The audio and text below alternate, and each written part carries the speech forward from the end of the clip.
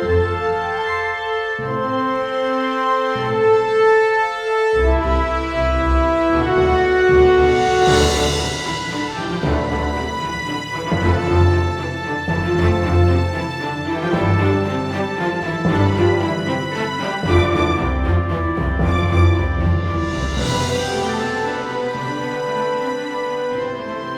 quería mucho a mi abuelo Henry. Él había sido una gran influencia en mi vida. Me pasaba a buscar en las tardes y no se perdía un cumpleaños. Pero no conocía al líder sindical ni al diputado.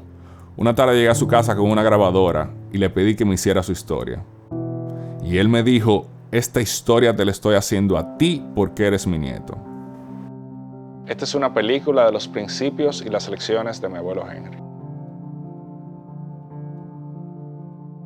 El sindicalismo es un organismo de los trabajadores para defender sus derechos y libertades frente a los gobiernos y a los empleadores.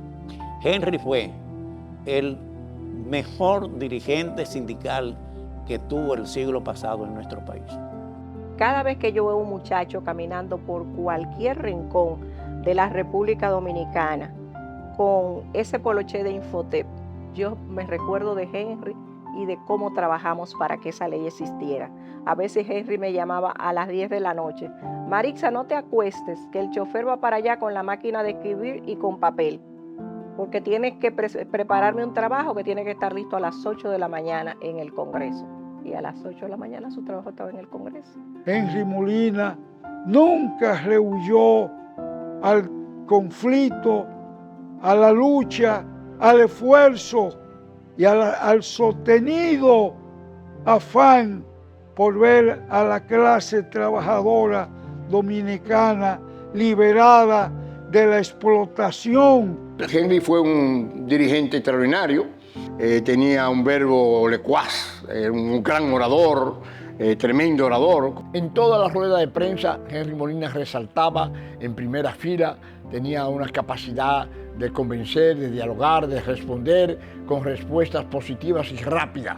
Y después de la muerte de Trujillo, fue Henry Molina el primer representante de los trabajadores en Ginebra, Suiza, en la OIT. Antes los sindicalistas no eran empresarios. El sindicalista era dirigente sindical, con salarios ínfimos, aguantando de todo. Para hacer eso hay que tener amor de eso. Esa generación de la que Luis Henry fue de los pioneros, se ganó un espacio en el traspaso de la dictadura a la democracia. La historia empieza en República Dominicana, en la época de Rafael Leónidas Trujillo, el dictador que había dominado la República Dominicana desde 1930.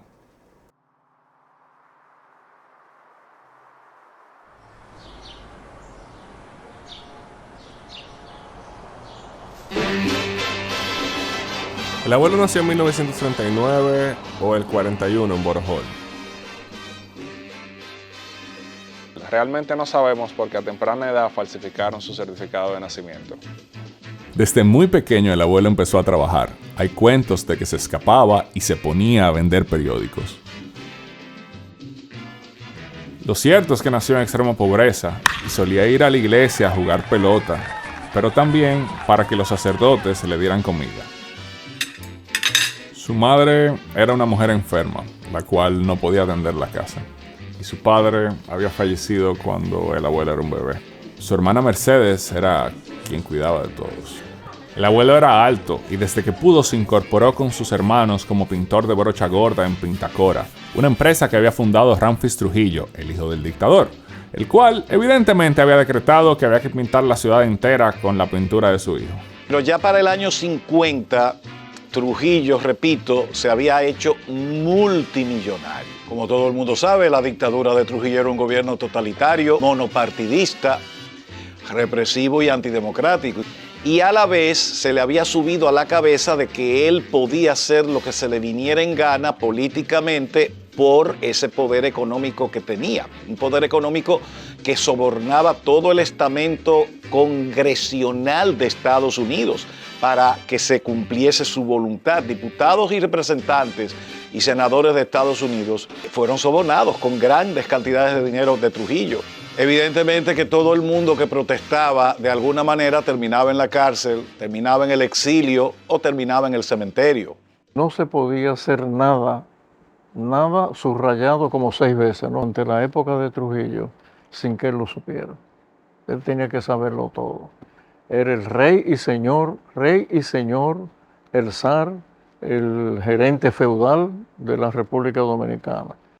Trujillo, como toda dictadura, tenía una policía secreta, que era el Servicio de Inteligencia Militar, SIN. Se puso en manos del coronel Johnny Aves García, que todos sabemos que fue el sicario principal, que hizo barbaridades en la era de Trujillo. El SIN, identificado por los famosos carritos escarabajos Volkswagen, Cepillo, ponía a temblar a la gente cuando uno de esos vehículos o automóviles se acercaba a la vecindad de la casa del opositor. Si te fichaban, eso era vigilancia constante y luego desaparición. El que no conoce su historia está obligado a repetirla. Un pequeñito grupo, muy pequeño, teníamos una especie de selva que comenzó con un enorme desfile que hizo Trujillo aquí del Millón. La primera tarea nuestra fue no ir al desfile. Estábamos reunidos en el convento, los dominicos. Dijimos, nosotros no vamos ahí, vamos a tratar de boicotear eso, sabiendo que no iban a tener un éxito. Y durante las clases de conocimiento de la Biblia, realmente lo que nosotros hablamos era de política. Y hablamos de libertad y de qué debíamos hacer. Y eso se repetía una y otra vez en diferentes partes de la República Dominicana. Llegó un momento en que con Henry y los demás compañeros sentíamos que estábamos siendo vigilados. Entonces nos reuníamos en la mezanina de la catedral a hablar de política. El régimen estaba en sus últimos días, pero realmente nadie veía el fin y cómo salir de Trujillo. Por su parte, Estados Unidos empezaba a distanciarse de la dictadura, y reportes de la CIA muestran cómo monitoreaban la situación. La expedición del 14 de junio fue un intento armado contra la dictadura de Trujillo en República Dominicana en el 59, organizado por exiliados dominicanos, con apoyo del gobierno cubano de Fidel Castro. La expedición no logró su objetivo de inmediato de derrocar al dictador, pero se convirtió en un símbolo de la resistencia y el sacrificio de la lucha contra la tiranía. Algunos murieron en combate y otros lo trajeron para interrogarlo. Pero nos llamó mucho la atención a los jóvenes de la época un lenguaje que se usó en la voz dominicana de un locutor que decía con mucho, yo le decía, ese hombre lo dice hasta con gusto, fulano de tal, muerto, fulano de tal, muerto, pero lo decía en una forma. Leía entonces los muertos, que eran personas que Ramfis, que era sanguinario, le exigía a sus amigos que torturaran a esa gente y ellos mismos le quitaban la vida. Y Monseñor Pittini gobernó la Iglesia Católica ayudando a Trujillo. Bajo su gobierno se firmó el Concordato, que fue un acuerdo entre el Estado Dominicano y la Santa Sede, donde se regulaban las relaciones de la Iglesia y el Estado Dominicano, donde la Iglesia prácticamente apoyaba a Trujillo. Había una cláusula que decía que había que orar por la salud del presidente y su familia. ¿Qué pasa? Que ese concordato se firma en el verano del 54, cuando Trujillo viaja a Europa, a España, a Italia y a Francia. ¿Quién gobernaba la Iglesia Católica en ese tiempo? El Papa Pío XII, Eugenio Pacelli, conservador. Y el Papa recibe a Trujillo, lo condecora y Trujillo está en su gloria, recibido por el Papa y con 25 años en el poder. El Papa Pío fallece en el 58 y es sucedido por un hombre con una mentalidad completamente diferente. El patriarca de Venecia, Angelo Giuseppe Roncalli, el Papa Juan XXIII, que viene con una mentalidad abierta y democrática y opuesto a todo lo que significa dictadura y gobiernos tal cual el de Trujillo. Mandan un nuncio apostólico nuevo, Monseñor Lino Zanini, es quien pone a los obispos en lo que no estaban. 21 de enero del 60, en todas las iglesias del país, cayó domingo, se leyese esa carta pastoral donde la iglesia condenaba la tremenda represión contra los miembros del 14 de junio que habían sido apresados a principios de enero y que estaban siendo torturados en las cárceles por los sicarios del régimen. Nosotros suplicamos a la providencia que a la autoridad y a su familia no tengan que pasar por los sufrimientos que están pasando actualmente cientos de familias dominicanas. Eso era un torpedo a Trujillo, y Trujillo lo entendió de una vez. El abuelo, junto a la Juventud Obrera Católica, empezó a duplicar las cartas en un mimeógrafo.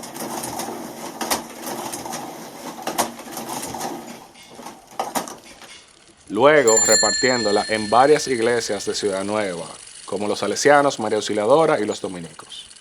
Yo tenía unas relaciones muy buenas con el nuncio apostólico, que era Lino Zanini, que venía de Argentina. Y el secretario él se llamaba Luis Docena, Docena con doble S, no con C. Sí, yo tenía que decir misa en Regina a las 6 de la mañana y era que a las 7 por ahí yo me reunía con ellos ahí. Muchas veces hasta desayunaba con ellos. Iba uno o iba el otro. Yo estaba muy chequeado ya en ese año, sobre todo Zanini, pero demasiado chequeado. Un lote de filados que estaban aquí, la mayoría yo no lo conocía, ya en embajada, ya estaban llenas. Yo era el mensajero, que llevaba y traía la carta. Porque era por esa vía, era el decano del cuerpo diplomático. ¿Y cómo te atraparon, abuelo? Me fueron a buscar a la Corporación de Electricidad. Ya yo estaba, como se dice, muy rejugado. La hermana del abuelo se había exiliado años antes en Venezuela y junto a Ángel Miolán corrían la sede del PRD, el Partido Revolucionario Dominicano, en Maracaibo. Esto, evidentemente, no le hacía ninguna gracia a los agentes del CIN.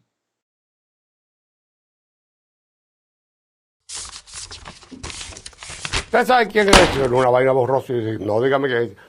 Esa es su hermana, Juanita, la que lo mantiene usted y le manda. Sabía cuánto nos mandaba y todo. ¿Y esa qué está haciendo ahí? Digo, pero si usted me dice que es mi hermana Juanita, por ella comemos. ¿Cómo no? Yo la quiero muchísimo. ¿Y qué es lo que es eso? Me mencionó un lote de gente. Yo ni sabía quién era ninguno de ellos, ni tenía la menor idea. Yo estuve detenido de tempranito, yo llegué como a la corporación a las 8 de la mañana hasta las 6 de la tarde. A mí fue Luis Docena, ya Zanini lo habían votado de aquí. Al CIN a preguntar por mí, que me había pasado y cosas.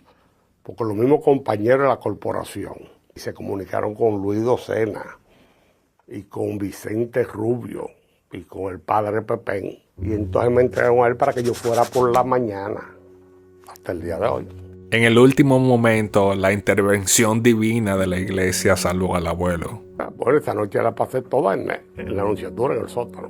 De la anunciatura apostólica lo mueven todos los días de un lugar a otro. Al séptimo regresa para sacar un pasaporte de un solo uso. Con ese pasaporte sale a Puerto Rico, luego a Nueva York.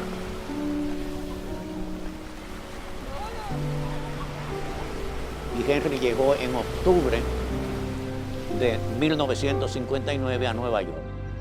Se instaló en la casa de su madrina y trabajó en varios sitios. Y se incorporó a la Juventud Obrera Católica, de la cual yo era el presidente de la Juventud Obrera Católica Hispana. ¿Cuántos dominicanos había? Bueno, si habían 500 éramos muchos. En esa época la gente discutía ideas y muchos jóvenes lo mataron por discutir sus ideas. Ese era un momento importante para los movimientos sindicales, no solamente en Nueva York, sino en el resto del mundo. Creo que fue vital para el abuelo haber estado allá en ese momento.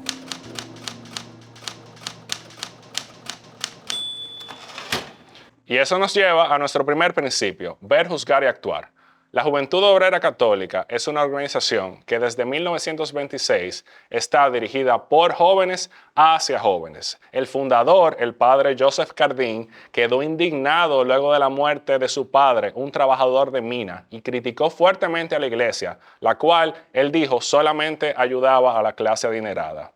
Ver, juzgar y actuar era la filosofía de Cardín que regía al abuelo. Para mí, ver, juzgar y actuar es un método materialista de análisis de la sociedad, que parte de una concepción científica de que debes actuar sobre la base de evidencias. La juventud ve la situación y actúa inmediatamente. José Cardín creó el método de ver, juzgar y actuar para que los jóvenes especialmente pudiera antes de actuar reflexionar. Quiere decir, pasó tal cosa, no es de una vez vamos a ir corriendo, como es normal, y eso lo hacen todos los jóvenes. Instintivamente se va a la acción. Entonces, reflexionar antes de por eso. Entonces, eso dio muy buenos resultados, porque a muchos jóvenes aprendieron a reflexionar a través de este método. Resulta que Yuyo vivía arriba con su familia y abajo había otro apartamento igualito, con cama de 2 pisos, literas. Y ahí vivía un paquetón de gente y otro que iba llegando muchísimo tiempo.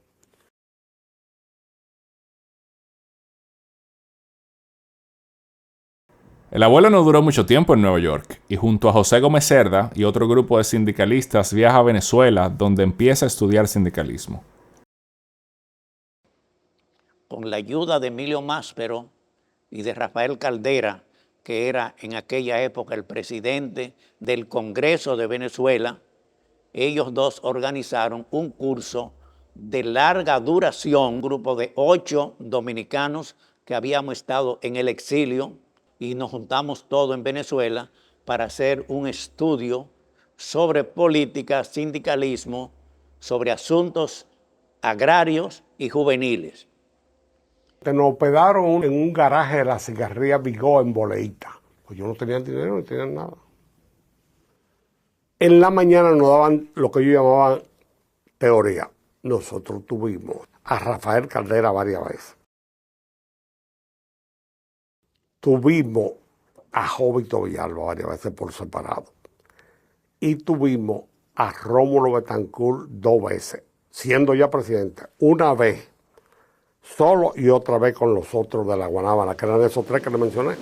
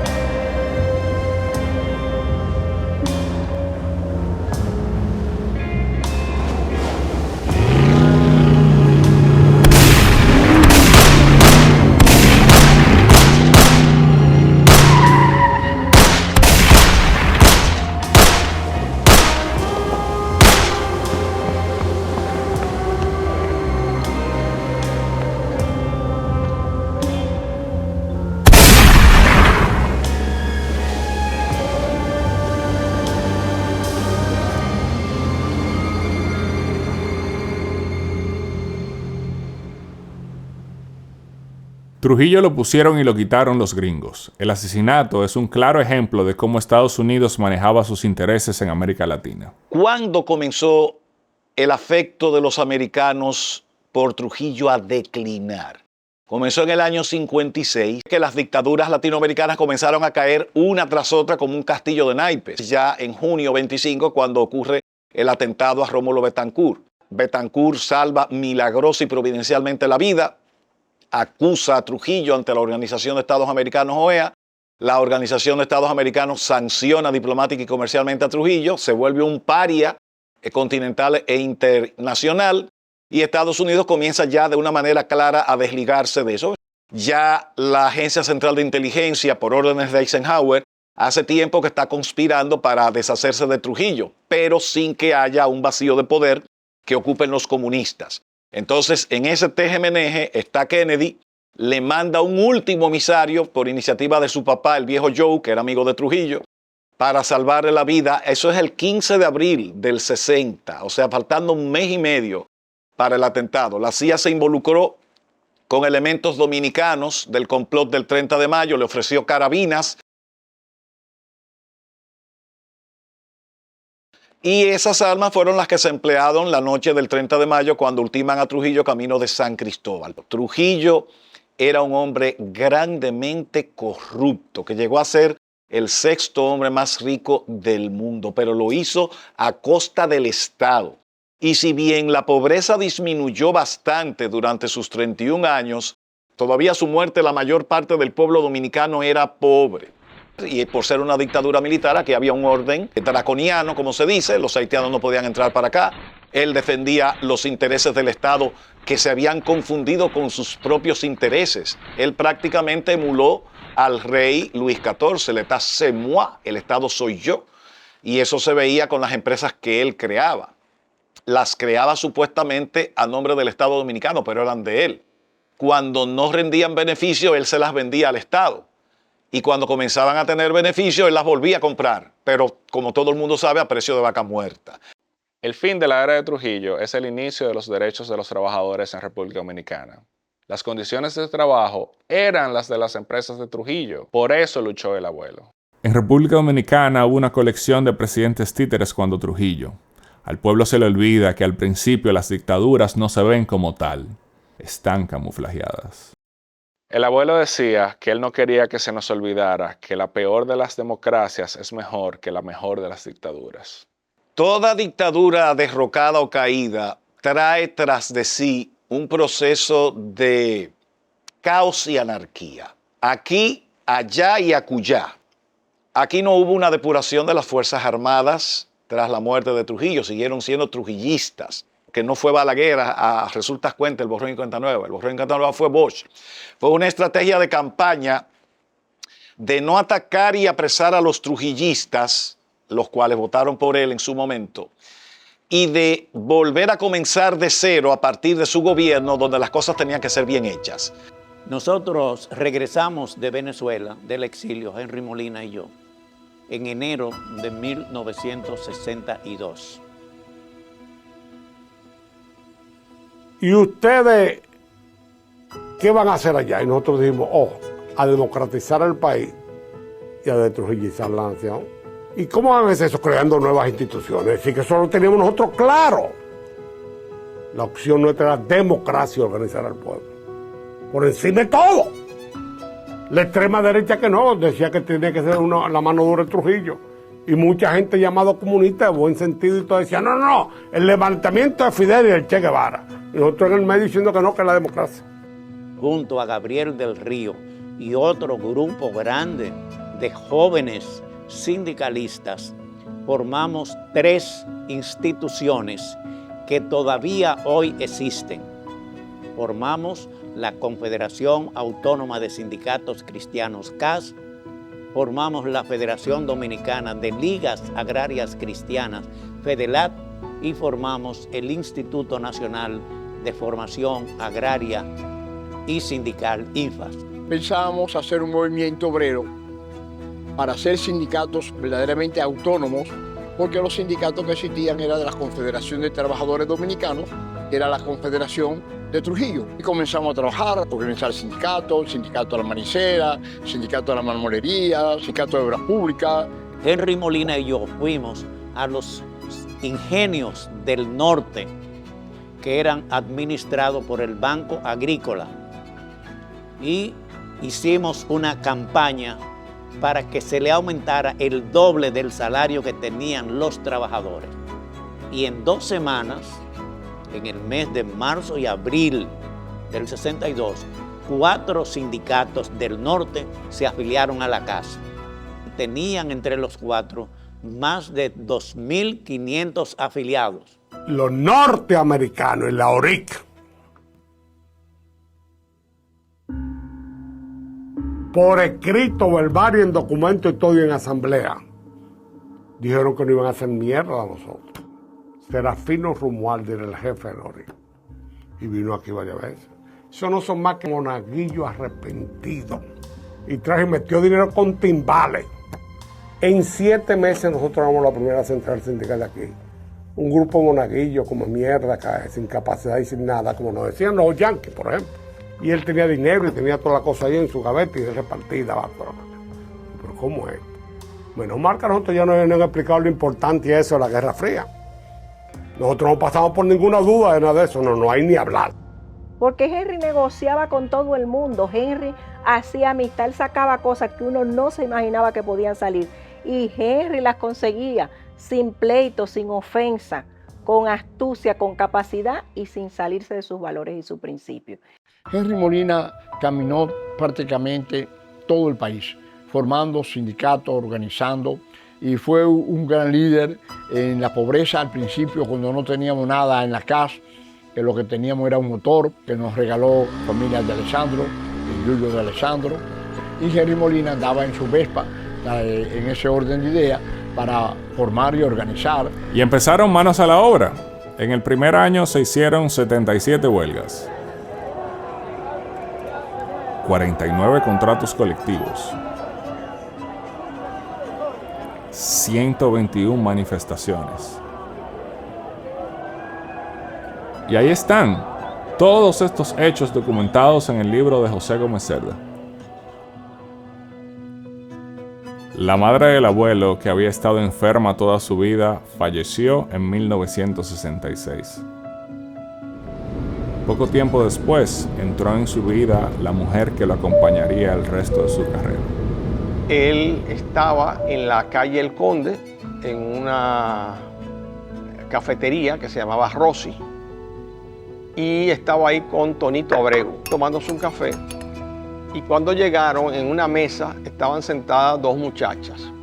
Una era Amanda Castillo, la antropóloga, socióloga, mi tía Amanda, y otra era mi mamá. Y entonces a mi papá le gustó mi mamá. Y entonces Tonito le dijo, no te preocupes, que yo conozco a la otra. Y si los dos se acercaron a la mesa, él era un tipo flaco y con mucha personalidad. Y entonces trató de impresionar a mi mamá no sabía quién era. Ni le importaba tampoco. Cuando Tonito se va, papi se queda y ella dice que se va, papi ofrece llevarla. Entonces Amanda se sienta en el asiento de adelante y mi mamá se sienta en el asiento de atrás. Entonces mi papá llevó primero a Amanda y mi mamá se quedó en el carro, pero no se sentó en el asiento de adelante. Papi le dijo que se sentara delante y ella le dijo que no, que él era su chofer. Y la llevó. Bueno, después de ahí toda es historia. Se casan en el INFA, en el Instituto Nacional de Formación Agraria Sindical, y se casan por la ley, porque mi mamá era divorciada, entonces no podía casarse por la iglesia. Y después, años después, mi mamá, me acuerdo como ahora, me contó con casi lágrimas en los ojos, yo teniendo ya como 40 años, que ella se había casado embarazada. Se celebran las primeras elecciones democráticas en República Dominicana en 38 años. El candidato electo del Partido de la Revolución Dominicana es Juan Bosch. Nadie se imaginaba qué tan corta iba a ser la nueva democracia. Bosch fue un hombre que estuvo exiliado 23 años de la República Dominicana. Estaba muy desligado de cómo funcionaba la sociedad dominicana porque vivió mucho tiempo en Cuba, en México, en Venezuela, en Costa Rica, ¿verdad? Y cuando viene con un proyecto democratizador de primera categoría, excelente. Debe recibir un aplauso. Ese asunto de la Constitución del 63, que ha sido la mejor y la más progresista que hemos tenido, esa Constitución tenía elementos vanguardistas, comenzando con la igualdad de género, la liberación de la mujer.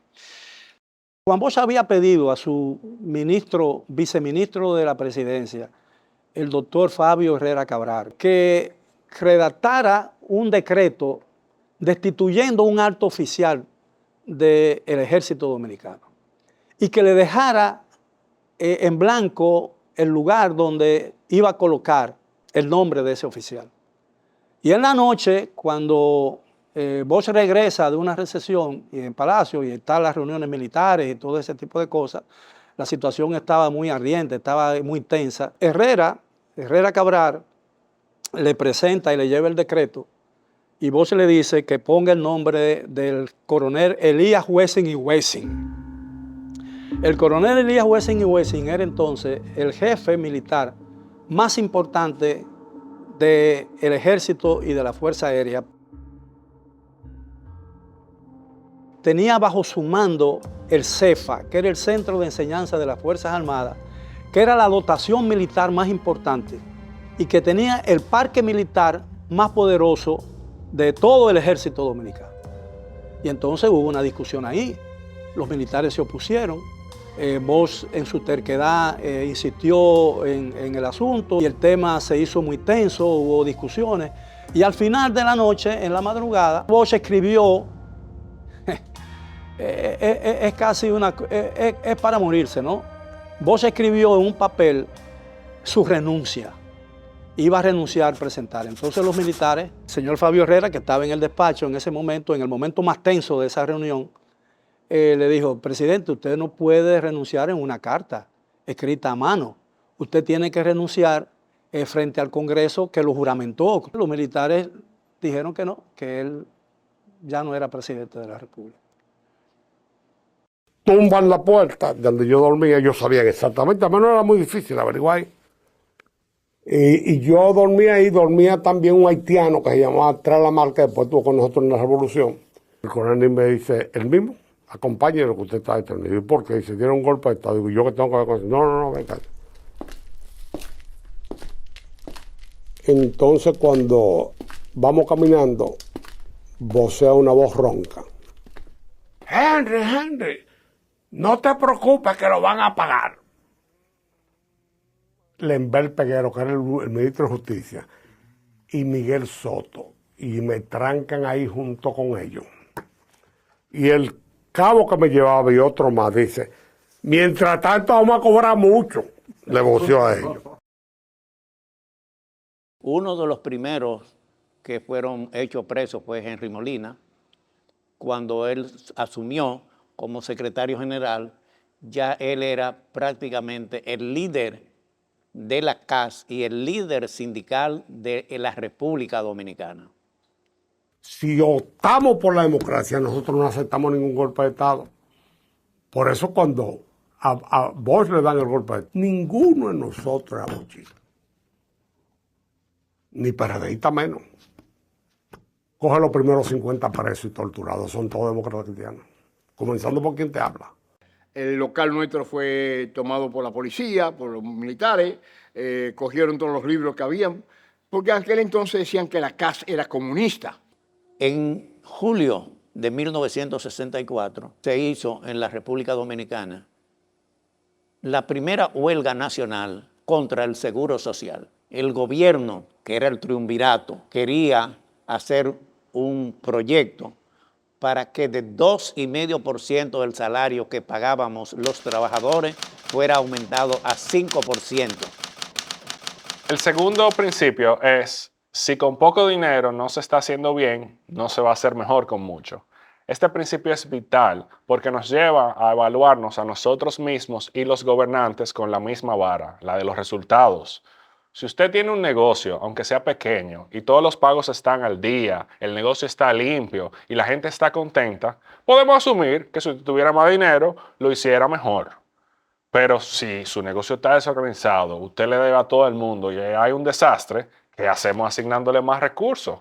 Así es como el abuelo y su generación veían las cosas, con una meritocracia. Si el Seguro Social está dando mal servicio, ¿qué se va a hacer con cambiar de 2,5% que pagábamos los trabajadores y los empleadores a llevarlo a un 7%? Sin ninguna proyección, sin ninguna programación, ¿qué van a hacer con todo ese dinero? Seguirlos robando.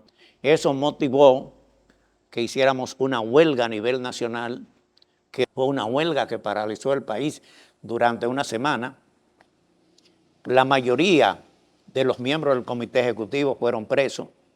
Henry Molina estuvo preso. Nosotros nos cogieron 1.221 personas presas en el 64, de los cuales la mitad eran dirigentes de la casa. Trajeron gente de fuera, estrategia y todo, para desbaratar la casa.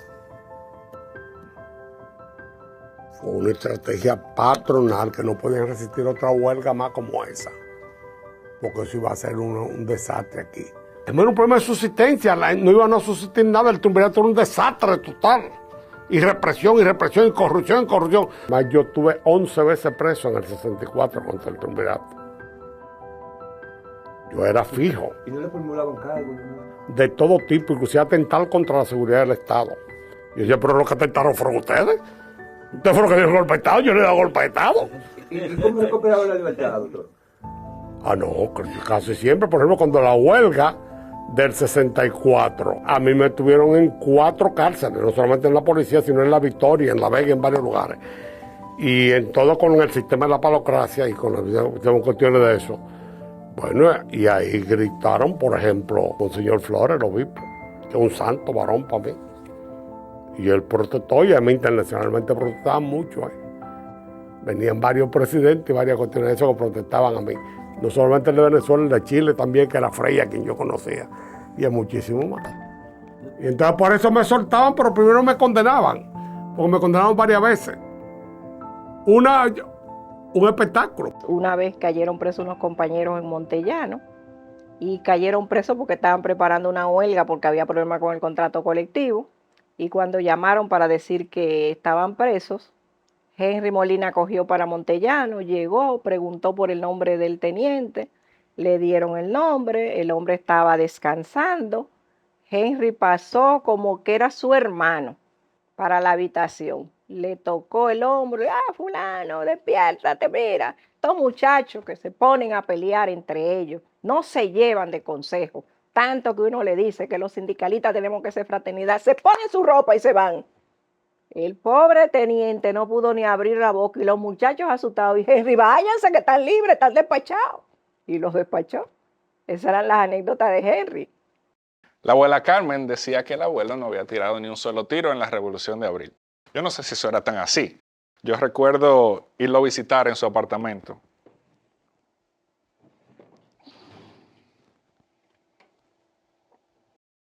Me dejaba hacer lo que yo quisiera realmente.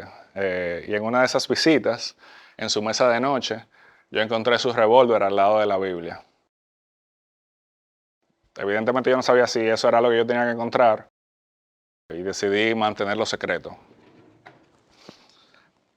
Pero realmente me causó mucha impresión, especialmente como niño, que 40 años después él todavía tuviera ese revólver ahí tan cerca. Parece que en su corazón todavía era revolucionario. Una intervención, una guerra civil que se vuelve patria, un acorralamiento y varios gobiernos. Donald Reed es derrocado, se forma una junta en San Isidro presidida por Benoit, el coronel Pedro Bartolomé Benoit, que posteriormente luego se convierte en gobierno de reconstrucción nacional. El 24 de abril, que fue la fecha que comenzó, los problemas internos de nuestro país. Henry Molina y yo habíamos estado en la casa de Andrés Locuar, en la avenida Bolívar, detrás del Palacio, y vimos cómo bombardeaban el equipo de Wessing al Palacio Nacional. Y fuimos al Palacio Nacional y entramos él y yo. Y ahí encontramos a la Jaraburgo con un grupo de militares muy pequeños. Se podían contar con los dedos los dirigentes políticos que quedaron ahí en el Palacio Nacional. Y el día 25, nosotros, el Comité Ejecutivo Nacional de la Casa, en pleno, nos presentamos en La Voz Dominicana, Canal 4, para dar nuestro apoyo al movimiento constitucional. Y Henry Molina, en su condición de secretario general, fue el que pronunció el discurso de apoyo al movimiento constitucional. En la casa de Henry Molina formamos el Comando Armado Sindical Cristiano y nosotros en la casa conseguimos armas para nuestro comando. Henry Molina fue nuestro comandante en jefe de ese comando armado. Y entonces yo iba pasando por el despacho de Zully Bonelli y Zully Bonelli me vio de lo lejos y me dijo, Henry. Pues yo me decían Henry. Ustedes no sabían que yo me llamaba Luis Emilio, y me decían Henry, por mi papá. Henry, ven acá. Estaba Zully Bonelli limpiando su escritorio y yo me asomo y le digo, dígame, don Juan. Me dice Juan Zully, tú sabes una cosa, tú haces una historia. Cuando yo era muy joven, mi papá era presidente y mi papá llamó a tu papá para que fuera. Cuando fue allá al Palacio Nacional, le entregó una caja llena de pistola y le dijo, esto es para que ustedes, los trabajadores, se defiendan. Papi cogió su pistola, su caja de pistola y se la llevó. Había un acuerdo para derrocar al gobierno de Bosch, pero no hubo un acuerdo para sustituir el gobierno de Bosch. Entonces, hay dos corrientes. Una corriente de San Isidro, que estuvo de acuerdo con el derrocamiento, pero ellos querían elecciones. Y el otro sector que dirigía Peña con algunos militares exigía la reposición del gobierno de Bosch. Y es el coronel Camaño que le sustituye como presidente constitucional, nombrado por el Congreso y apoyado por Bosch. Es decir, que surgen en el país dos gobiernos rivales. Uno pro Bosch, el constitucionalista, democrático, apoyado por todo el pueblo, y uno anti-Bosch, apoyado por la minoría y la gente de la base aérea de San Isidro, Wessing, Benoit, y el gobierno de reconstrucción nacional pro-yanqui y anti-Bosch, que lamentablemente estuvo presidido por el general Antonio Inver Barreras. Esos dos gobiernos se mantienen entre mayo y septiembre. Fue una genialidad el ponerle movimiento constitucionalista, porque eso fue lo que le dio al movimiento una condición de legalidad que en el mundo entero no podían negarse a un golpe para reponer la Constitución. Se forman unos comandos allá adentro, los comandos constitucionalistas. Pero cuando la embajada habla con el doctor Peña en medio de la crisis, estoy hablando de 24, 25, 26, 27, Peña le dice, señores, es que el movimiento armado no está ya en manos del PRD, está en manos de comandos constitucionalistas. Nosotros fuimos para hablar con Alejandro Mañé, que era un chileno que dirigía la delegación de la OEA. Y Camaño ahí le explicó a Mañé de que no solamente eran los comunistas quienes apoyaban ese movimiento, sino que habían otros sectores, dentro de ellos la CAS. Alejandro Mañé le pidió a Camaño que nombrara una persona para que fuera a representar a los trabajadores dominicanos afuera y para explicar por qué los sindicatos cristianos apoyaban el movimiento constitucionalista. La persona que debía ir, que era la más preparada y que tenía el cargo, era Henry Molina. Pero yo tenía los papeles ya porque yo iba a viajar, tenía las visas correspondientes para entrar. Decidieron que yo fuera a representar a los trabajadores.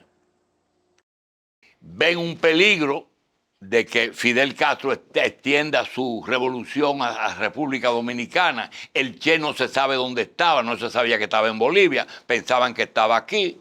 Y sencillamente unos militares que estaban en bases militares de Panamá y de Virginia y unos militares que iban a Vietnam, todos los dirigen y los traen a la República Dominicana. Y hay la intervención real, el peligro de la penetración y dominio del régimen cubano y comunista aquí. Ellos averiguan y ahí es que surgen los 50 nombres que Johnson lee 50 comunistas que están infiltrados y dominando el movimiento constitucionalista dominicano. I've just concluded a meeting with the leaders of the Congress. I reported to them on the serious situation in the Dominican Republic. The United States government has been informed by military authorities in the Dominican Republic that American lives are in danger. In order to give protection to hundreds of Americans who are still in the Dominican Republic and to escort them safely back to this country. Esos que estaban en Puerto Rico llegaron inmediatamente y eso eran 42,000, en barcos, en aviones, en buques, a pie, de todo llegaron. Ellos cuando comenzaron, lo primero que dijeron es que ello era para proteger los norteamericanos que vivían en la República Dominicana. Lo que comenzó como una guerra entre grupos dominicanos, porque era una cuestión nacional, de volver a la Constitución Dominicana. Nadie te puede decir, imaginó que los norteamericanos no iban a invadir. Y entonces eso fue bien crítico, porque cuando se subdividió la ciudad en 3 partes, al principio estábamos entonces en la parte de los revolucionarios.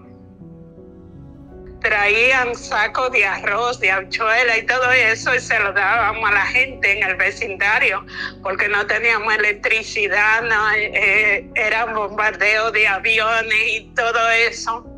Durante la guerra civil, muchos, por razones X,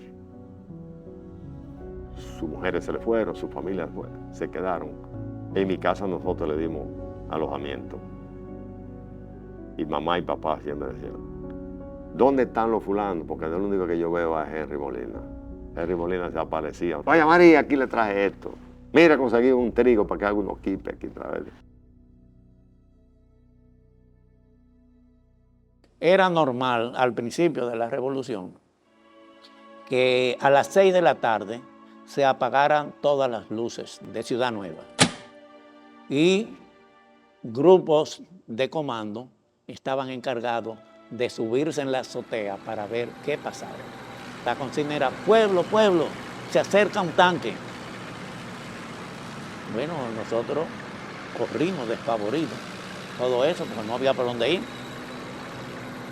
Cuando el tanque se acerca, se para frente a la casa de gente y enfoca los cañones para allá.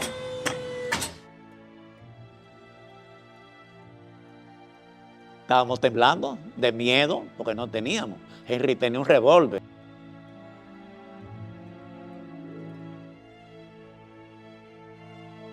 Cuando estábamos en el momento más de crisis, salió un haitiano y dice, Henry, yo vengo a dormir para acá porque yo me robé este tanque. Él estaba parado en una esquina, vinieron unos americanos con un tanque, unas muchachas se pusieron a hablar con ellos se desencantaron y él, como un carro, manejó. Sabía cómo adelantar, lo único que sabía, echarle para adelante y para atrás. Y se fue. Y los americanos, los otros, no se atrevieron a entrar a perseguirlo, porque ahí era la zona constitucionalista. Fue el primer tanque que tuvo el movimiento constitucionalista americano, un tanque de último modelo. De un lado estaban los patriotas de Camaño y del otro los imperialistas con Inbert Barrera. La guerra civil dejó destruida la ciudad. Las tropas norteamericanas bombardearon todo Santo Domingo. Estábamos hablando que había más soldados americanos aquí que soldados dominicanos en todo el territorio nacional. Porque yo no creo que para esa época hubiera aquí 42,000 soldados en el ejército dominicano. Pero además era el ejército mejor dotado del mundo. Lo era entonces y lo sigue siendo ahora. Dominicana podía ser otro Puerto Rico u otra Cuba. Nadie se imaginaba que la democracia pudiera funcionar. Eso era lo que estaba en juego. Una de las cosas que yo dije era que Johnson era un vaquero atómico. Eso lo dije yo en Chile. Y cuando pasé por Miami, estando en esta misión, en el Departamento de Estado, me quitaron mi pasaporte con visa americana. Me dijeron que yo no era digno de tener una visa americana. Pues yo le dije a Henry que yo iba al otro día, regresaba aquí, pero iba a venir en Pan American, que era otra compañía que viajaba. Cuando llegué al aeropuerto, estaba el general López Morillo, quien había sido jefe de la policía. Y él, en la fila que estábamos todos, llamó y dijo, ¿quién es José Gómez?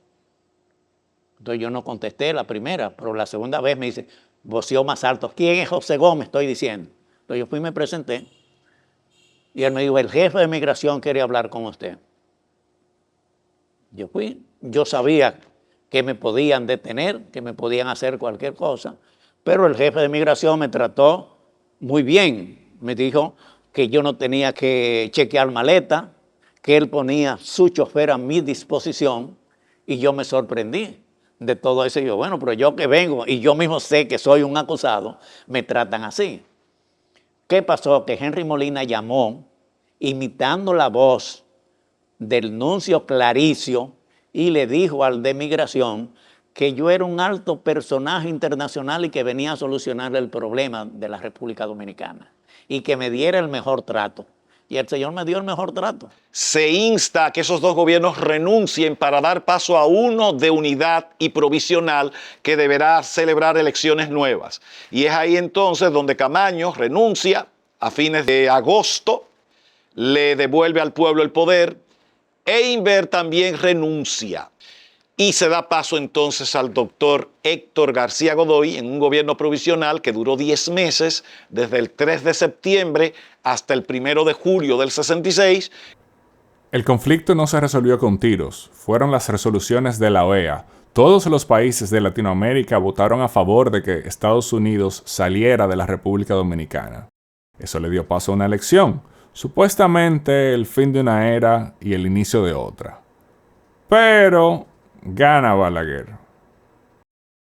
Se ha dicho que las elecciones del 66 fueron las únicas democráticas que ganó el doctor Balaguer en toda su vida. Yo aún las pongo en dudas. No podían ser unas elecciones completamente libres y democráticas con un país intervenido por una nación extranjera. En primer lugar, los americanos trajeron a Balaguer para imponerlo como fórmula kennediana de Trujillo sin Trujillo. Donald Reed fracasó, pero Balaguer no iba a fracasar, y evidentemente que no fracasó. ¿Por qué? Porque ganó, entre comillas, esas elecciones.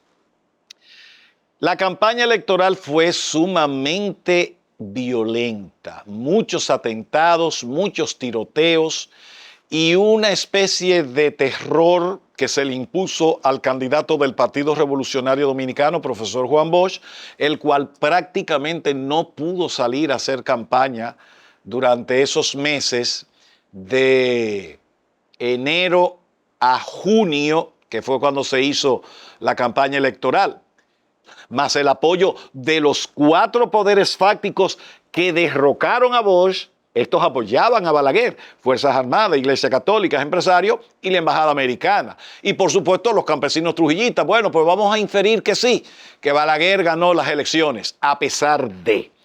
Balaguer se vendió como el candidato de la paz, así se vendió. Y Bosch el candidato del odio y de la guerra. Así empezaron los 12 años de Balaguer, un periodo que marcaría profundamente la historia de la República Dominicana. Fue el comienzo de una era para bien o para mal. El país seguía dividido, pero ahora bajo un nuevo liderazgo que prometía estabilidad a cualquier precio. Principio 3. Pensar fuera de la caja. La CAS y el INFAS estaban quebradas, imagínense, con Balaguer en el poder. Lo primero que dijo Balaguer fue: quedan prohibidas las huelgas. Este es el INFAS, solía ser la casa de Flor Trujillo. Había un letrero que decía Dios y Trujillo. El abuelo tomó una brocha y tachó Trujillo. Ese gobierno del año 66 hasta el 78 no puede ser llamado una democracia. Era una autocracia o un gobierno neotrujillista, una continuación del trujillismo sin Trujillo. El doctor Balaguer ni robó, ni mató, ni se corroyó en la era de Trujillo. Fue un funcionario impoluto. Cualquiera hubiese esperado que ese fuese el mismo Balaguer que iba a gobernar ya sin la sombra de Trujillo. Mas, sin embargo, no fue así. Y he ahí entonces el enorme derramamiento de sangre joven que hubo en esos 12 años, la intolerancia política. La mayor cantidad de muertos de Balaguer ocurrieron en los 3 primeros años. Hubo una eliminación física de personas que la Agencia Central de Inteligencia no querían que tuvieran incidencia política aquí. Lo único que distinguió ese gobierno de esos 12 años de una dictadura era que podíamos escribir en los periódicos y hablar en la radio y dar informaciones, porque por demás reprimían y perseguían al movimiento sindical, al movimiento agrario, a los partidos políticos. Le llegaron a prohibirle a Juan Bosch y a Peña Gómez y a Casimiro Castro hablar por radio o por televisión. El presidente controlaba el Congreso, controlaba la justicia, controlaba el Poder Ejecutivo, controlaba todo. La policía la instrumentaba y las Fuerzas Armadas eran aparatos políticos del gobierno. Que llenó el país de obras y que el país creció y que se pacificó y se ordenó, sí, pero no de la manera democrática, no de la manera correcta. Siguió habiendo pobreza y siguió habiendo injusticia y desigualdad, que es uno de los problemas del país al día de hoy y de América Latina. El doctor Balaguer no entendía lo que era la democracia. Las elecciones, Balaguer celebró en los 12 años 3 elecciones. 70, 74 y 78. Y las 3 fueron manipuladas. En 2 de ellas se impuso a las malas, a las bravas.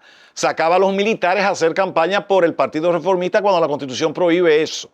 Y en el 78, cuando se vio que el PRD estaba aventajando, paró el cómputo de votos, invadiendo la Junta Central Electoral con militares de su confianza. Y al final le quitaron 4 legisladores, 4 senadores para que Balaguer quedara controlando el Senado, que era controlar los jueces, la justicia, que era controlar los diplomáticos y que era limitar las posibilidades de reformas legales que había que contar con el Senado. Yo me volaron el carro en el 70 con una bomba y después me salvé porque el que me estaba espiando me dijo que me iban a matar, el mismo que me espiaba porque me lo dijo.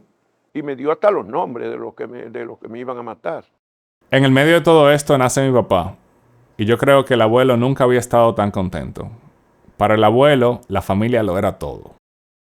Ese era el punto de construir una democracia. Él quería que sus hijos y luego los nietos tuvieran libertad. Fue una época en la cual el movimiento sindical tuvo muchos problemas. Después de esto se presentó un problema en la CAS interno, que fue el siguiente. En un congreso de la Central Latinoamericana de Trabajadores, CLAT, que se celebró en Panamá, Henry Molina fue electo secretario general adjunto de esa organización internacional. La CLAT llegó a tener 42 organizaciones nacionales y 17 federaciones sectoriales continentales. Henry llega a la CLAT a propuesta de la CAS y entra al buró de la CLAT. Al llegar al buró de la CLAT, Henry se traslada a Venezuela. Eso trajo un rompimiento dentro de la CAS.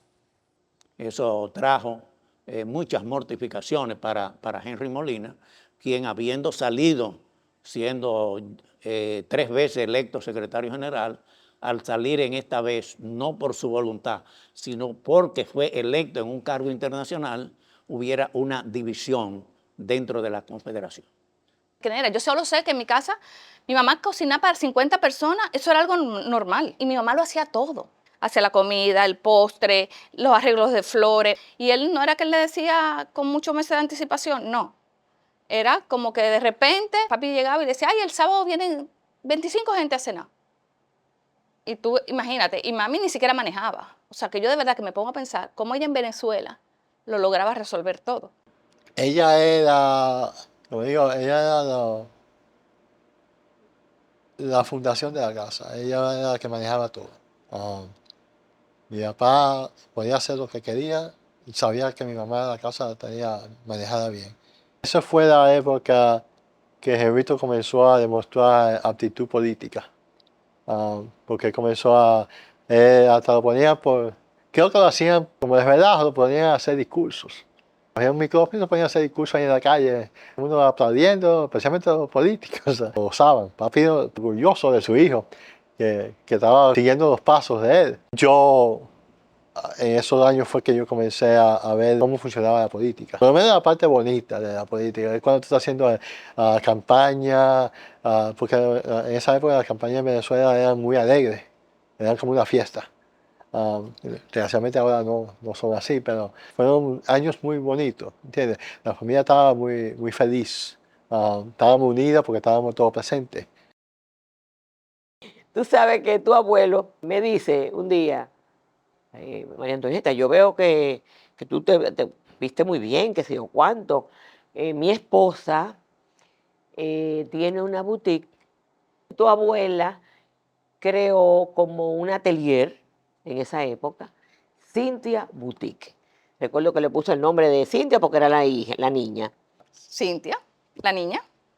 Oh, pero claro, ¿cómo se iba a llamar? Mira, la tienda, obviamente, que pasó a ser el Congreso Parte 2. Todas las esposas de los cónsules, todas las esposas de los embajadores, todas las diputados, eran mujeres que habían sobresalido y que de alguna forma se conocían todas entre ellas. Si ella veía que eso no quedaba bien, entonces ella lo mandaba a desbaratar y había que hacerlo de nuevo.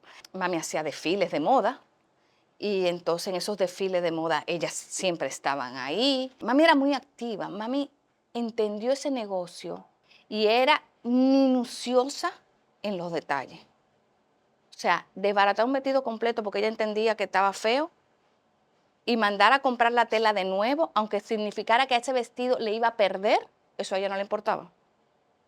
Porque no es verdad que tú ibas a salir con un vestido que no tuviera bien. Era bordado por completo. Entonces, por eso era que era más allá de simplemente las piezas que tú veías que hacía una costurera. Ella siempre decía que había un vestido de pérdida en Navidad. Que siempre había un vestido con el que se perdía. ¿Por qué? Porque era el vestido que quizá por rapidez o por alguna razón salía mal y a ella no le importaba. Ella iba y lo compraba. Ella iba a todas las exposiciones. En esa época Cándido Vido estaba en su apogeo. Él tenía algunos elementos que ella había desarrollado, que era la paloma, las flores, la casita y el sol. Vidó, que era amigo de mi papá lo había ayudado en su época, le hizo ese cuadro a papi y le puso todos los elementos. Esa era Carmen, una mujer emprendedora. Una mujer emprendedora. Lo que pasa es que es muy sacrificado. Una familia, oye, donde el papá tenía que estar viajando, saliendo. Mi abuelo viajó por todo el mundo luchando por los derechos de los trabajadores. En un momento de dictaduras, crisis internacionales, esto fue difícil para todo el mundo, especialmente la abuela. Realmente fue un esposo y un padre ausente en esta época. Carmen hacía doble papel porque entonces era también empresaria de su boutique y la esposa de un político, imagínate. Él se levantaba todos los días a las 5 a.m. de la mañana cantando tan cerca de mí, que hasta lo puedo tocar. Ese era mi divertido. A las 5 de la mañana todavía yo me levanto así en la mañana y él recordándome. Entonces él se iba a misa a las 5 de la mañana y eso es lo que él hacía. Y eso es lo que realmente él siempre quiso hacer toda su vida. Que papi tenía esa voz tan potente que él no necesitaba micrófono.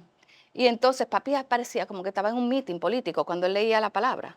Y entonces Jesús. Y entonces así, o sea, como con eso, pero con esa voz fuerte.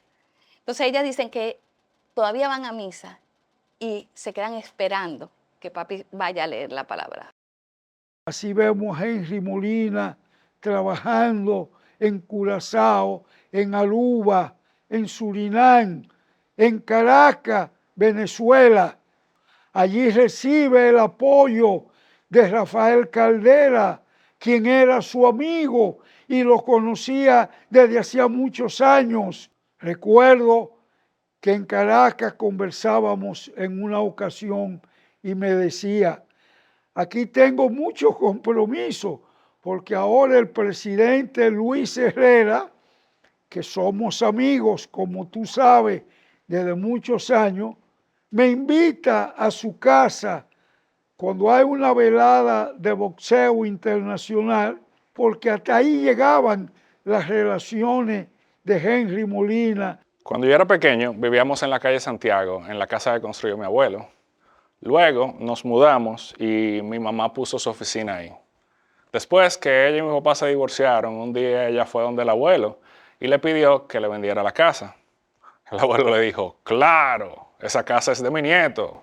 Se la vendió a un precio mucho menor que el valor de la propiedad.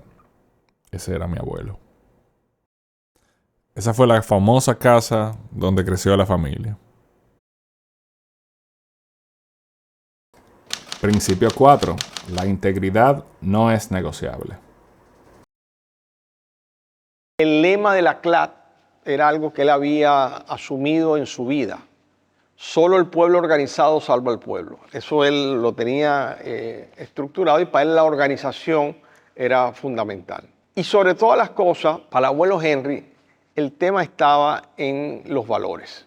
Para él la ética era esencial. Él me decía, cuando hay una crisis, vea los valores. Y a él no le gustaba que uno hablase desde la coyuntura. Él dice, vea los principios y a partir de los principios analizas la coyuntura. Henry iba con mucha frecuencia a los países de Europa, donde habían congresos, a representar a la CMT en su condición de vicepresidente, y eso lo granjeó con muchos políticos, especialmente países de Asia, países de África y países europeos. Henry se destacó mucho en Venezuela y le pusieron el apodo de El Canciller, porque Henry resolvía todos los problemas internacionales. Entonces el canciller era para todas las cosas, y aún en Venezuela, él le resolvía problemas a los venezolanos. Esa influencia norteamericana, no sobre América Latina solamente, sobre el mundo entero, era de doble vertiente, económica y política.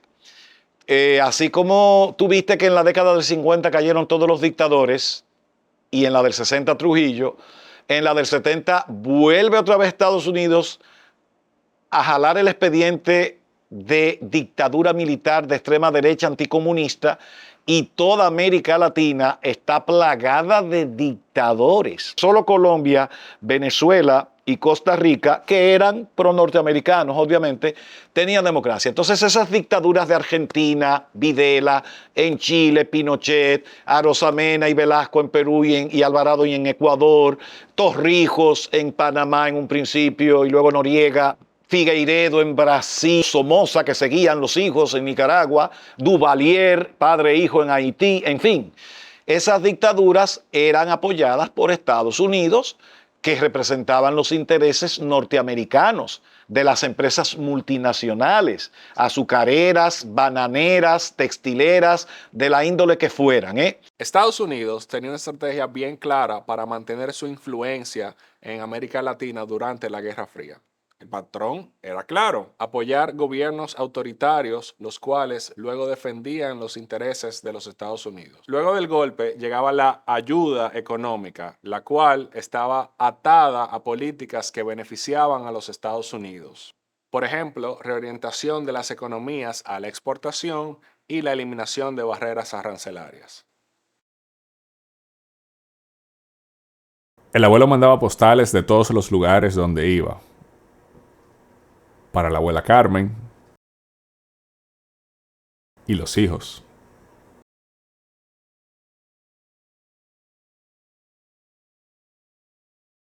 Henry se trasladó a la República Dominicana y aquí en República Dominicana no quiso participar en el movimiento sindical dominicano y se dedicó más a la política. Fernando Álvarez Bogar y Polibio Díaz hicieron que mi papá entrara a una alianza con el Partido Reformista y ellos le ofrecieron ser candidato a diputado. Que en primer lugar, nosotros ninguno habíamos hecho campaña política. Nos metimos en eso y ya había que salir para adelante. Que inventar y reinventar lo que no existía para la imagen de Henry Molina. Pero lo peor de todo es que más del 99% de los que estábamos en la casa no éramos reformistas. Y había que hacer campaña por el Partido Reformista para que Henry Molina fuera diputado. Si Henry no le llegaba a otras personas que no fueran solamente los reformistas, Henry no ganaba, porque los reformistas estaban haciendo una campaña en contra de Henry Molina, porque lo veían como un intruso y que le quitó el puesto a ellos. Para mí eso fue impactante, porque nosotros habíamos sido todos antibalagueristas. Y de repente mi papá metió en la boleta del Partido Reformista. Eso fue una depresión para mí como niño del caray. Él trató de explicármelo, yo no lo entendí. Y en un viaje que dio aquí a Aristide Calvani, estaba sentado en el balcón y me llamó. Todo el mundo respetaba a Aristide Calvani. Había sido canciller en el gobierno de Caldera, era un maestro, un hombre de un nivel. Aristide Calvani me dijo que en política había alianzas coyunturales y que eso no significaba que uno renunciaba a los valores. y que esa era una alianza coyuntural porque el Partido Reformista no era una organización que pudiera sobrevivir a la partida de Balaguer. Principio 5. No me traiga problemas, tráiganme soluciones. En Venezuela existía la figura del candidato a diputado independiente. Eso aquí nadie lo entendía. Pero mi papá en todos los afiches dijo, bueno, que él iba en la boleta del Partido Reformista, pero que él era independiente. Negoció muy bien con Balaguer para que le dieran el puesto número 1 de la capital. Y eso le creó a Balaguer muchos problemas porque Henry no tenía trayectoria de partido político. Resultó electo diputado de la República Dominicana.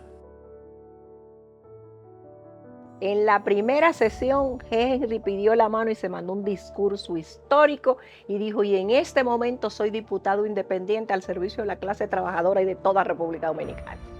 Y se desligó del Partido Reformista. Se declararon independientes y formaron el MAS. Nosotros le decíamos más y menos. Lo que constituían el MAS eran 3 personas en el Congreso. Caunabo Javier, Luis Henry Molina y Yuyo de Alexandre. Pero hicieron su papel. Y como diputado presentó varios proyectos de ley. Los 3 proyectos más importantes fue un proyecto sobre el Código de Trabajo. Fue un proyecto consensuado con las centrales sindicales dominicanas y con la Organización Internacional del Trabajo, que públicamente le dieron apoyo. Luis Henry Molina era el presidente de la Comisión de Trabajo de la Cámara de Diputados y yo era la secretaria. Capítulo por capítulo, renglón por renglón, párrafo por párrafo. Nos juntábamos en la casa de tu abuelo, en la calle Santiago. Eso Trujillo en algún momento al inicio de sus mandatos presidenciales exclamó, mis mejores amigos son los hombres de trabajo. Pero naturalmente eso era de la boca para afuera. Y el código del año de 1951 es el Código Trujillo del Trabajo. Ese código todavía estaba vigente más de 35 años después, cuando el abuelo era diputado, sin ningún cambio significativo, y ya no respondía a las realidades del país. El abuelo quería pasar un nuevo código de trabajo, proponía los horarios laborales, las vacaciones, empezando por eso. Le dio fin a la ley del carnicero, que ponía precio a los dedos, las uñas o los brazos. Dependiendo de lo que te pasaba, te pagaban por eso. Él dijo que eso no tenía sentido. Obligaba al empleador a ocuparse de la formación y salud de los trabajadores, los comedores y alfabetización. Es otra visión del gobierno y el Estado, una donde ambos trabajan para el beneficio de los trabajadores. Hizo un proyecto sobre la seguridad social. Lo más grande que pueda haber surgido después del surgimiento de la República es la seguridad social, que debe emitir un código cuando nace una persona para que lo acompañe desde antes de nacer, acompañando a su madre y a sus progenitores, hasta después de la muerte, sosteniendo a los dependientes que quedaren y que no sean mayores de edad. Porque si lo que tú haces le aportas riquezas a la nación, tiene que darte pobreza a ti. Cuando nosotros hablamos del capitalismo salvaje, ese capitalismo salvaje son las garras del poder financiero, son las garras de quienes no tienen fibra humana, de quienes no le importa nada que no sea el dinero, que no sea el capital. Cuando el hombre está solo es débil y vulnerable.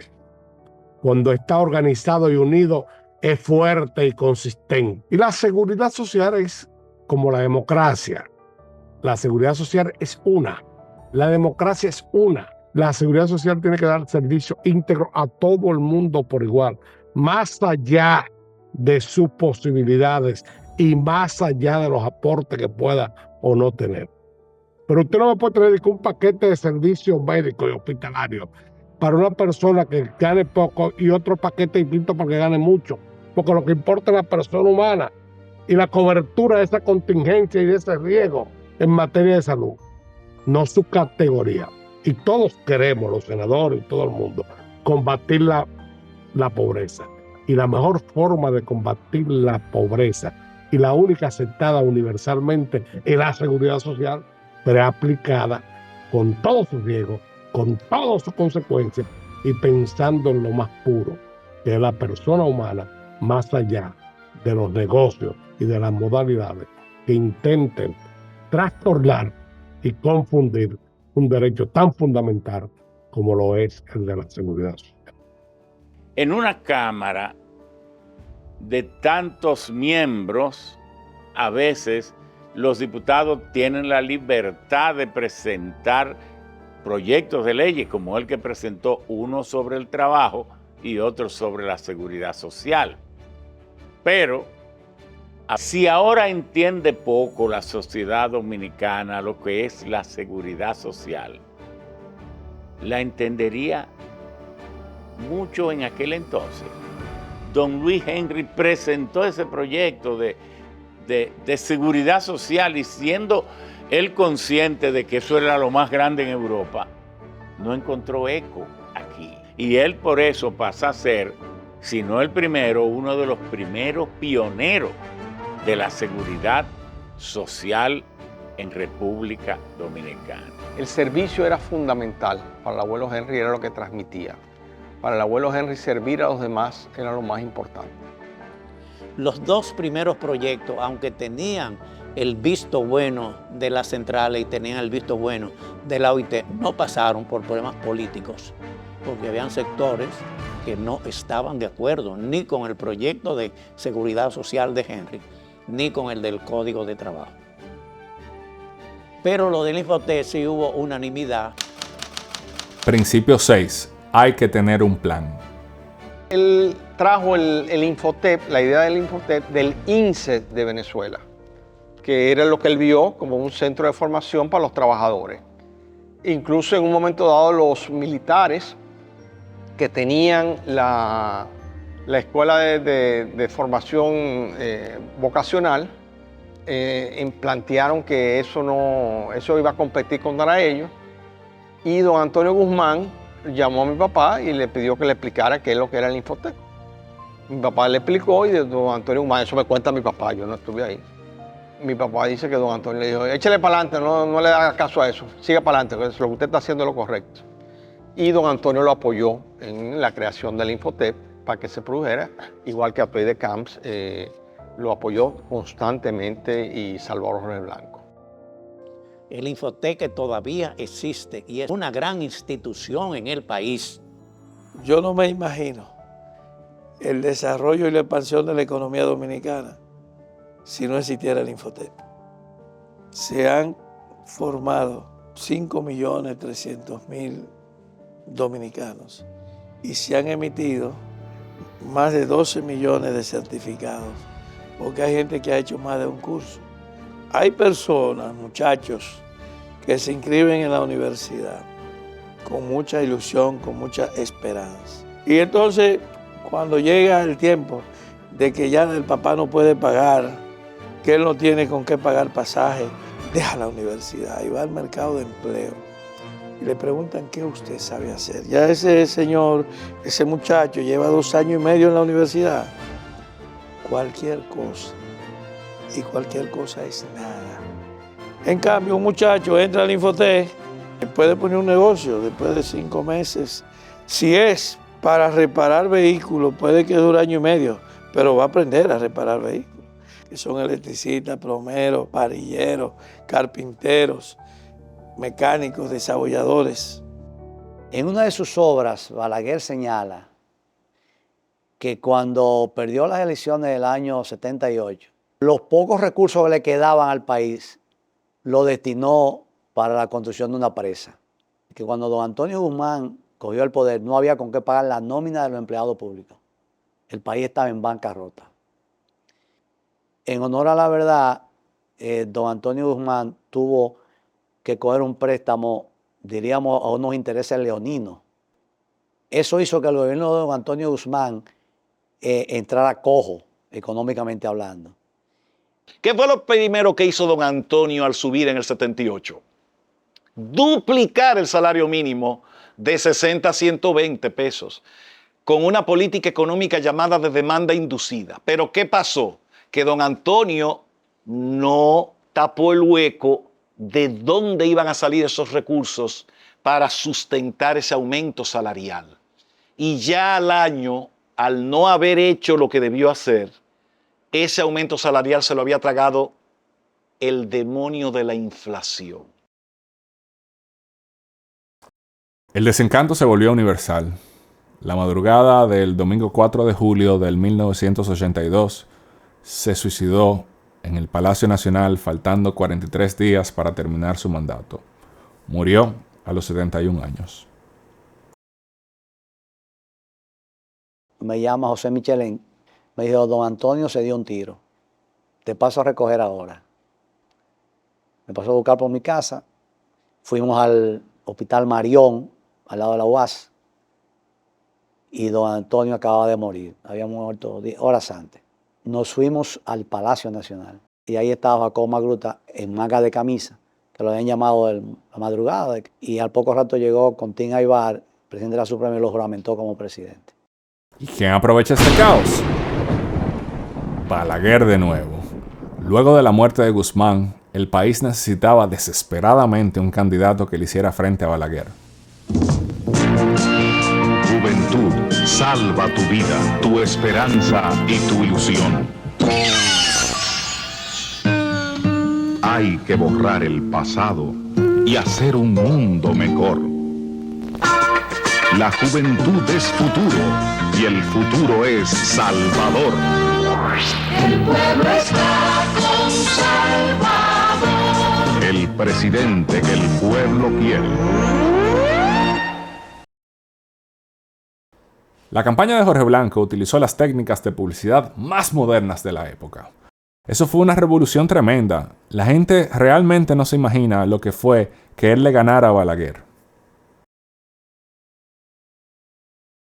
El abuelo nunca quiso ir un segundo término al Congreso. Él no había logrado pasar las leyes solo desde la Cámara de Diputados. El próximo paso era ir al Palacio. El presidente Salvador Jorge Blanco le pidió al abuelo que fuera su asesor de seguridad social. Naturalmente, cuando se opusieron en el Congreso, él procedió a empujar las leyes desde el Poder Ejecutivo.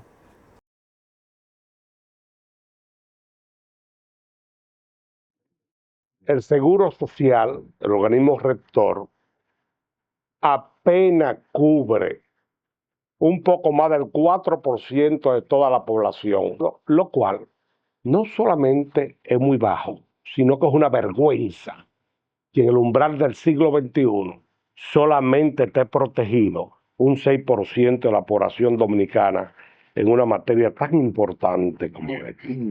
La Iglesia Católica, que ha trabajado poderosamente este tema, reunió 18 de los principales economistas a nivel mundial sobre la materia, para que dijera qué era lo que es esto antes, por supuesto, y ellos dieron la siguiente definición en nombre de la Iglesia Católica. El neoliberalismo, tal como se entiende en América Latina, es una concepción radical del capitalismo, que todo corresponde en contra del comportamiento de la inteligencia humana y racional. Según la concepción, están subordinados al mercado la vida y la persona, y el comportamiento de las sociedades políticas y de los gobiernos. Los mercados son absolutos, no aceptan regulación alguna, es libre y sin restricciones financieras y laborales y tecnológicas, que tampoco respetan las normas administrativas. Pero, para los que no quieren leer mucho, el Papa en La Habana dijo que el neoliberalismo solamente había servido para hacer más pobre a los pobres y más rico a los ricos.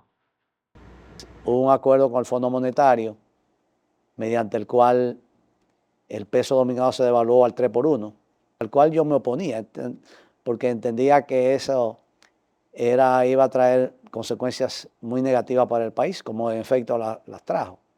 Solamente después de la firma con el Fondo Monetario fue que los bancos accedieron a una renegociación.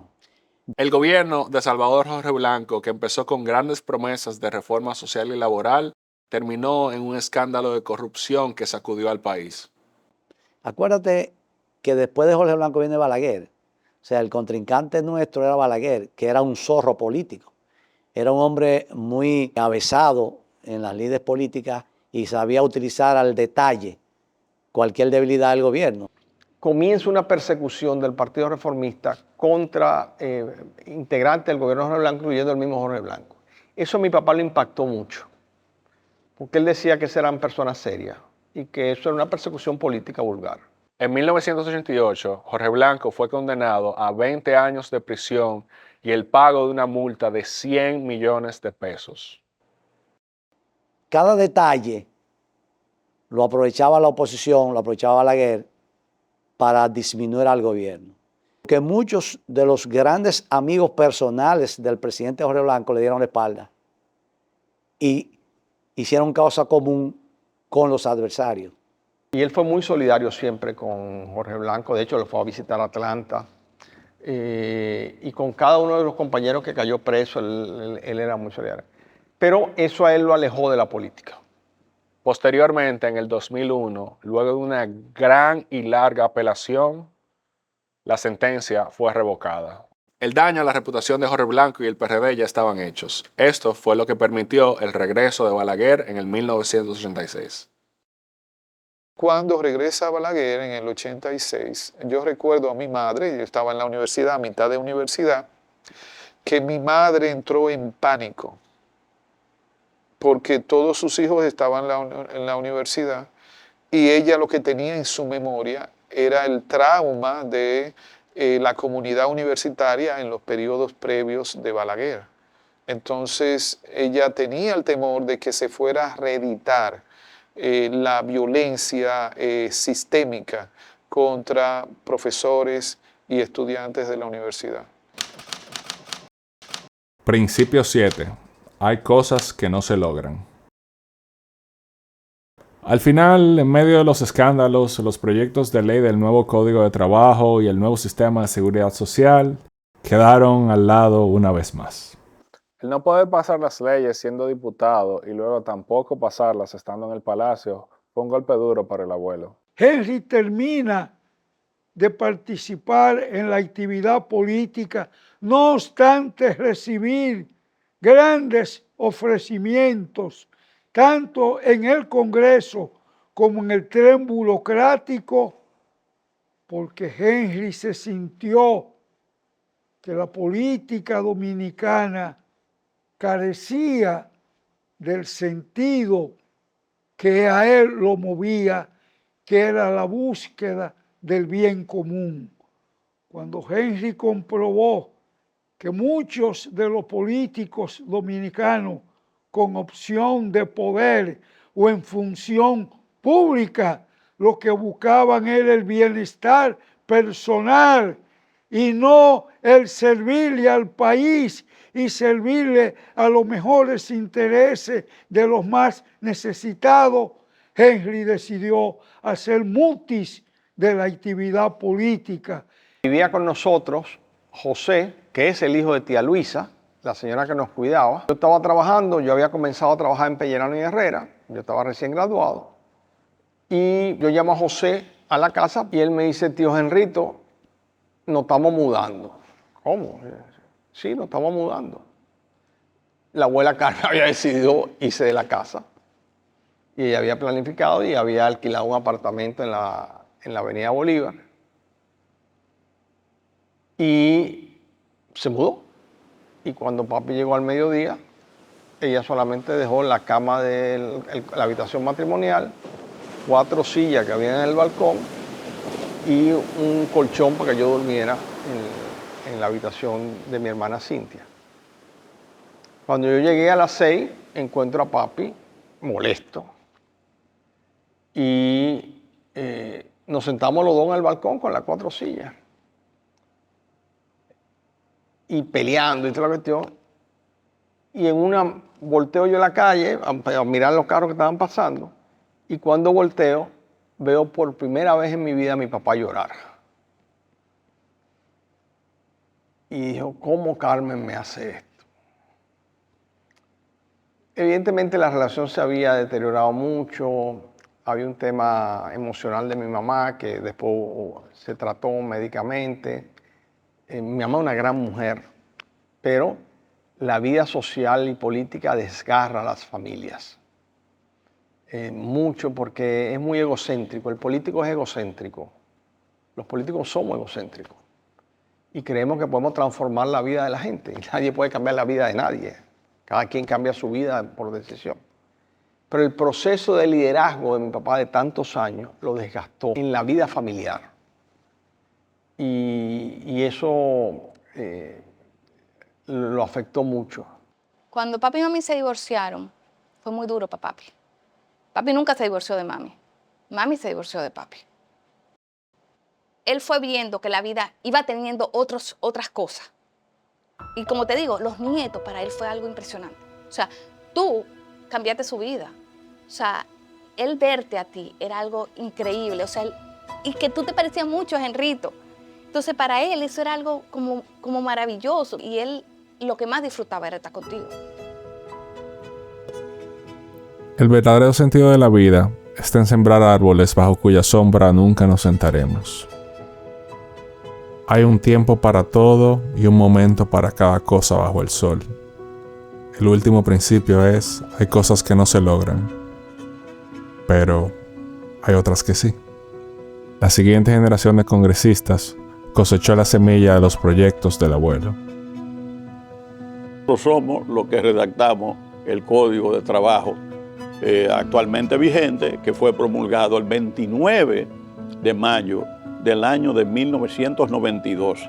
Fuimos al monumento a los héroes del 30 de mayo, en la autopista 30 de mayo, y ahí le echamos al Código Trujillo del Trabajo gasolina y le prendimos fuego para demostrar que esa legislación trujillista quedaba incinerada para siempre y que se abría una nueva etapa en el mundo del trabajo en la República Dominicana. Nosotros, en honor casi a Henry Molina y a Peña Gómez, al llegar a presidente del Senado en 1998, hicimos el compromiso formal de que el país tuviera un sistema de seguridad social mediante la ley 8701, el 9 de mayo del 2001, se proclamara en el Palacio Nacional el Sistema Nacional de la Seguridad Social,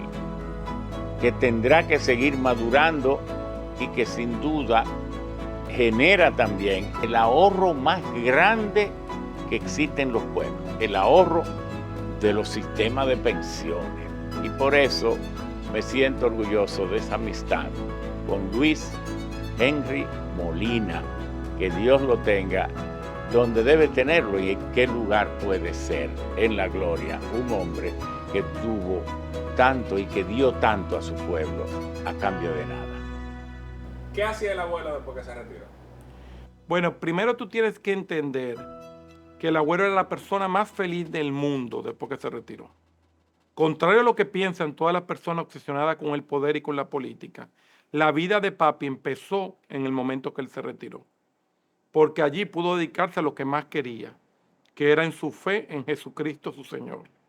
El retiro de papi es básicamente porque él nunca fue apegado al poder, ni al dinero, ni nada. La única cosa que a papi realmente le interesaba era hacer el bien. Entonces él había cumplido un ciclo, él había colaborado y él sabía que tenía que darle paso a otras personas y continuar. La gran tragedia, me decía, de la República Dominicana es que la gente no se retire y no le da paso a los jóvenes.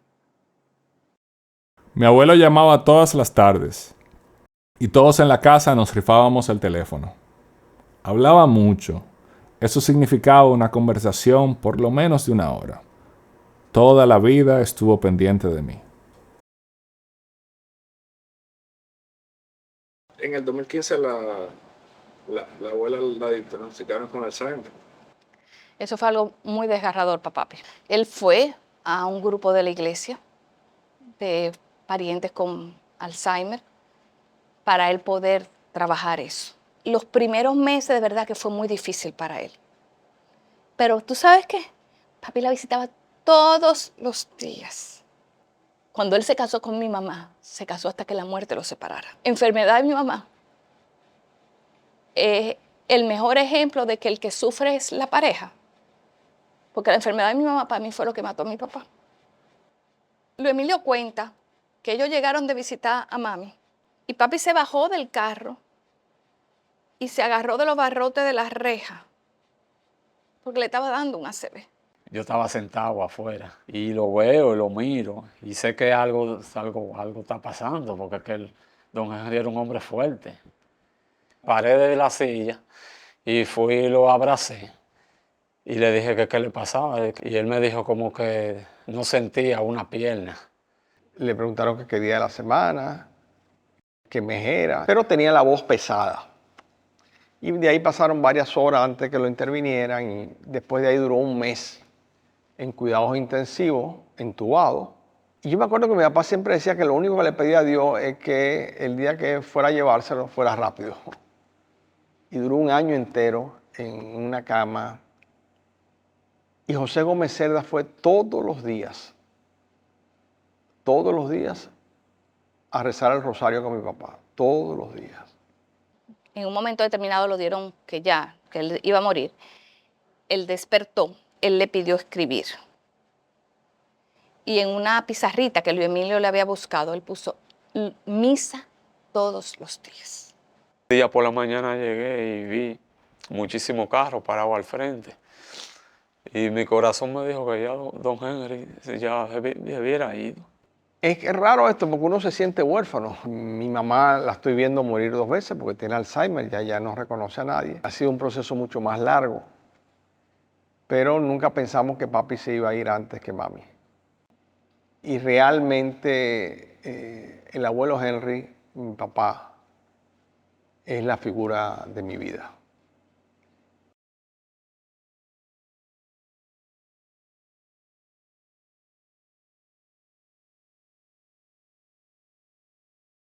Usted le dio un reconocimiento a mi abuelo, la medalla Duarte Sánchez y Mella. Luis Henry fue el que comenzó junto a Gabriel del Río esa labor de los sindicatos cristianos, que lograron entenderse y no ponernos a pelear, que es el gran problema de este país, que queremos pelear por todo. Fue un aporte muy importante a lo que son las libertades, en lo que son las reivindicaciones y fundamentalmente el ejemplo de que no hubo metida de pata, no hubo corruptela, no hubo malos ejemplos de la época romántica de cada uno de nosotros. Con gente con calidad moral, como la tenía Luis Henry Molina, que se dedicó a una área sumamente importante, que era la defensa de los más necesitados, de los más pobres. Y él le dedicó una vida a ese sector y fundamentalmente luchando por las reivindicaciones que en aquella época aspirábamos y que todavía están vigentes y estarán vigentes siempre. La República Dominicana no es una dictadura de esas tantas que hay en América Latina y de esas dictaduras encubiertas que hay, donde hay falseamiento del Estado de Derecho, porque se cubren las formas, pero en el fondo no hay democracia. Es decir, hay unas elecciones, puede sacar todos los votos que quiera, pero no deja de ser una dictadura. Si hay algo que me avergüenza de ser político, es el despilfarro que han hecho de la democracia luego que nosotros superamos la dictadura de Trujillo. Las diferentes generaciones de políticos en estos últimos 60, casi 70 años, hemos desperdiciado grandes oportunidades frente al pueblo dominicano para poder demostrarle a las nuevas generaciones que vale la pena vivir en democracia. El Estado moderno es el Estado de los partidos políticos. Donde no hay partidos políticos no hay democracia. Eso es así. El populismo lo que hace es eliminar a los partidos. Y por eso cuando desaparecen los partidos, por ahí empieza a irse la democracia. Hemos abusado de la democracia o de las oportunidades que la democracia le da a una sociedad. El flagelo de la corrupción, por ejemplo, es algo vergonzoso e inaceptable, que no tiene bajo ninguna circunstancia justificación. El flagelo de la ineficiencia, que muchas veces es lo que compara la juventud entre una dictadura y una democracia. Esos lujos que se ha dado la clase política dominicana en democracia es lo que pone ahora mismo la cuchilla en la garganta de la democracia en la sociedad dominicana. Cuando aparecen figuras con comportamientos dictatoriales o con discursos radicales, cómo ellos son capaces de seducir a un sector, especialmente de las nuevas generaciones, haciéndole creer que esa ruta garantiza una vida más sosegada, más ordenada que la democracia misma. Todavía no se ha logrado, porque no es solamente el aspecto político antiguo, sino como una cuestión genética. Nosotros tenemos que aprender a pensar en conjunto. Tenemos fallas muy graves y yo diría, avergonzado de los logros que hemos tenido en la educación. Pero independientemente a eso, es un proceso que no hemos sido tan eficientes y yo tengo mi mea culpa también en la cuestión de educación. Pero es un problema de disciplina, de ejemplo y de convicción de que hay en ese campo. Yo no conocía al líder sindical ni al diputado.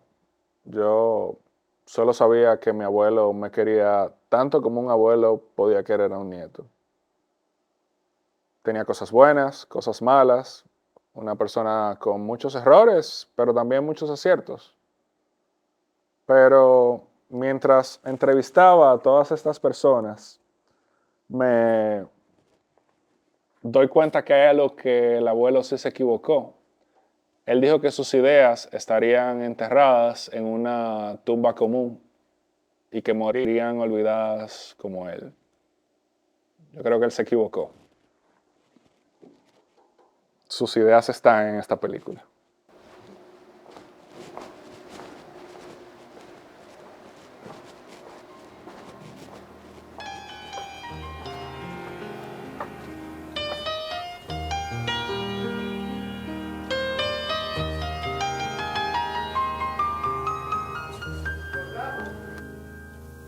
En el viejo bar, nuestras dos sillas, en el mismo rincón, a media luz, donde hablamos los dos de mil cosas sencillas. Siéntate, mi amor, primero tú. En el piano, aquella melodía que nos hizo soñar más de una vez.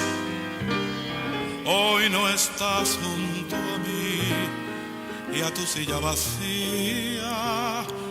Mientras el piano juega, yo le diré: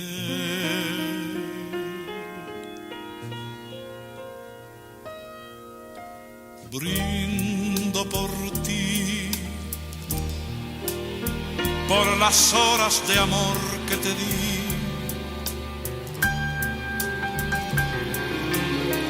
Brindo por ti, donde estés, donde vayas sin mí. ¿Cómo te va? Cuéntame de tu vida. Muchas gracias. Dame al fin la alegría de saberte feliz. Una lista. Brindo por ti. Ya lo ves, yo también estoy bien. Ya comprendí que es mejor olvidar nuestro ayer. Soy